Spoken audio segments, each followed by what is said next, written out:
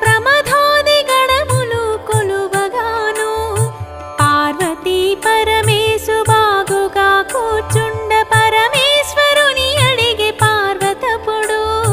జయమంగళం నిత్య శుభమంగళం జయమంగళం నిత్య శుభమంగళం ఏ వ్రతము సంపదల నెలమి తోడుతనిచ్చు ఏ వ్రతము పుత్ర పౌత్రాభివృద్ధి నొసగు అనుచు పార్వతీ